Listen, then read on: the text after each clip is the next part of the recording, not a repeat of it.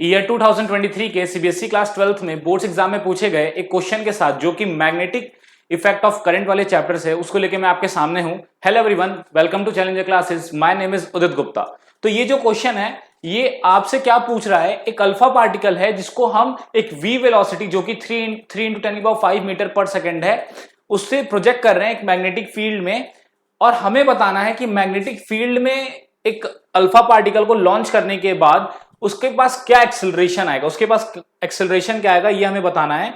और यहां पर चार्ज टू मास रेशियो दिया है अल्फा पार्टिकल का 4.8 इंटू 10⁻7 कूलम पर केजी।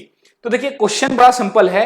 यहां पर अगर आपको पता हो, याद हो अगर आपको, तो यहां पर हमारे पास एक फॉर्मूला होता है। फॉर्मूला क्या होता है? Force is equals to Q V cross B. अगर किसी चार्ज पर फोर्स लग रहा है, अगर कोई चार्ज किसी वेलोसिटी के साथ मैग्नेटिक फील्ड में मोशन कर रहा है तो उस पर कितना फोर्स लगेगा, उसके लिए जो फॉर्मूला हम यूज करेंगे वो करेंगे force is equals to Q V cross B. ठीक है, अब यहां पर ध्यान दीजिए, यहां पर हमारे पास वेलोसिटी हमें कितनी दी हुई है? वेलोसिटी हमें कितनी दी हुई है? वेलोसिटी दी हुई है 3 इंटू 10⁵ मीटर पर सेकेंड। 3 इंटू 10⁵ मीटर पर सेकेंड। ठीक है, ठीक है। और मैग्नेटिक फील्ड कितना दिया हुआ है आपको? मैग्नेटिक फील्ड दिया हुआ है 0.4 टेस्ला आई कैप प्लस 0.3 टेस्ला जे कैप। ये आपको मैग्नेटिक फील्ड दी हुई।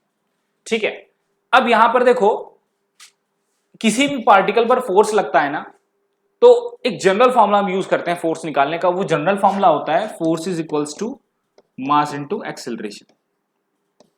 ठीक है, न्यूटन्स का सेकंड लॉ है कि जो फोर्स होता है वो मास इनटू एक्सेलरेशन के बराबर होता है। तो देखो चार्ज पार्टिकल पर जो फोर्स लगेगा मैग्नेटिक फील्ड की वजह से उसको हम इस फॉर्मूले से निकालेंगे। और अगर फोर्स लगेगा तो एक्सेलरेशन आएगा। तो वो एक्सेलरेशन अगर हमें पता चल जाए तो फोर्स कैसे निकालेंगे? ऐसे निकालेंगे। तो चाहे मैं ऐसे फोर्स निकालूं चाहे मैं इस फॉर्मूले की मदद से फोर्स निकालूं, फोर्स तो सेम ही आना चाहिए। तो यहां पर आप समझ सकते हो कि मैं क्या कह रहा हूं। तो मैं ये कह रहा हूं कि जो आपका Q V क्रॉस B है वो इक्वल होगा ma के, मास इनटू एक्सेलरेशन के। होगा कि नहीं होगा? चाहे मैं ऐसे फोर्स निकालता चाहे ऐसे, दोनों की वैल्यू सेम आती। ठीक है, अब यहां पर मास को मैं इधर भेज देता हूं, ये हो जाएगा v cross b is equals to acceleration. अब देखिए यहां पर चार्ज बाई मास रेशियो दिया हुआ है अल्फा पार्टिकल का। Charge by mass ratio alpha particle का कितना है? डायरेक्ट यूज करेंगे इसको, 4.8 इंटू 10⁻7। अच्छा, वेलोसिटी कितनी है हमारे पास? 3 इंटू 10⁵ आई कैप। 3 इंटू 10⁵ आई कैप क्रॉस मैग्नेटिक फील्ड कितना है? 0.4 प्लस 0.3 टेस्ला। 0.4 आई कैप प्लस पॉइंट, देखिए मैंने यहां यूनिट को हटा दिया। आप कैलकुलेशन कर रहे तो यूनिट नहीं रखेंगे, मैंने यूनिट को हटा दिया अभी के लिए।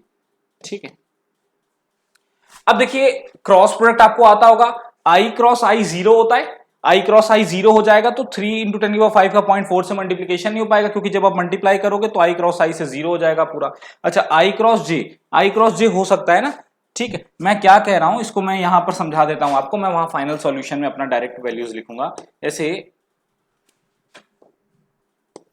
आप समझिएगा, जैसे यहां पर है 3 इंटू 10⁵ आई कैप, मैं पहले क्रॉस कराता हूं 0.4 आई कैप के साथ, प्लस ऐसे ही करेंगे ना, प्लस अब मैं क्रॉस कराऊंगा 3 इंटू 10⁵ आई कैप को 0.3 जे कैप के साथ। तो देखिए 3 इंटू 10⁵ इंटू 0.4 मल्टीप्लाई तो हो सकता है, लेकिन यहां आई क्रॉस आई है, आई क्रॉस आई, और यहां पर क्या है 3 इंटू 10⁵ इंटू 0.3, और यहां क्या है आई क्रॉस जे। देखिए आई क्रॉस आई ना 0 होता है, आई क्रॉस आई क्या होता है? 0। तो 0 इंटू कुछ भी होगा, ये पूरा टर्म क्या हो जाएगा? 0। तो क्या बचेगा? ये बचेगा, ये वाला सब। तो ये क्या हो जाएगा? ये हो जाएगा 0.9 इंटू 10⁵ आई क्रॉस जे होता है के कैप। आई क्रॉस जे क्या होता है? के कैप। तो यहां पर 3 इंटू 10⁵ आई कैप क्रॉस करेंगे अगर 0.4 आई कैप से तो 0 होगा, और वहीं 3 इंटू 10⁵ आई कैप क्रॉस कराएंगे 0.3 जे कैप के साथ, तो हमें क्या मिलेगा? हमें एक वैल्यू मिलेगी हमारे पास, वो मिलेगा 3 इंटू 10⁵ इंटू 0.3 आई क्रॉस जे क्या हो जाएगा? के कैप हो जाएगा। आई क्रॉस जे क्या हो जाएगा?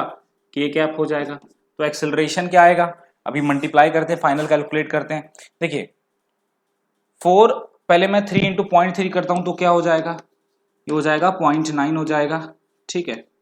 अच्छा यहां पर पावर सॉल्व करता हूं, 7 और 5 कितना हो जाएगा, 12 हो जाएगा के कैप। अब 4.8 इंटू 9 करना है, तो 8 9 जा 72, 7 कैरी, 9 4 जा 36, 36 एंड 7 43, तो 4.32 इंटू 10 की पावर 12 के कैप। ये हमारा मतलब एक्सेलरेशन जो हो रहा है वो z एक्सिस में हो रहा है। एक्सेलरेशन किस एक्सिस में हो रहा है, z एक्सिस में हो रहा है। यूनिट लिख लेना है यहाँ पर मीटर पर सेकंड स्क्वायर, ठीक है। तो ये हमारा एक्सेलरेशन फाइंड आउट हो गया।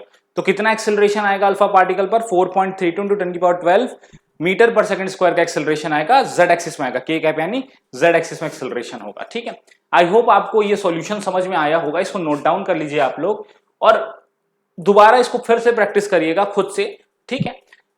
हमारी वीडियोस को लाइक करिए, चैनल को सब्सक्राइब करिए और हमारे साथ बने रहिए और दोस्तों को जरूर शेयर करिए। बहुत इंफॉर्मेटिव वीडियोस हैं, क्योंकि पीवाईक्यूज अगर आप करके रहोगे ना तो आपको आइडिया रहेगा कि किस तरह के क्वेश्चंस एग्जाम में पूछे जाते हैं। आई होप ये वीडियोस आपको काफी ज्यादा हेल्पफुल होंगी, ठीक है। Thank you.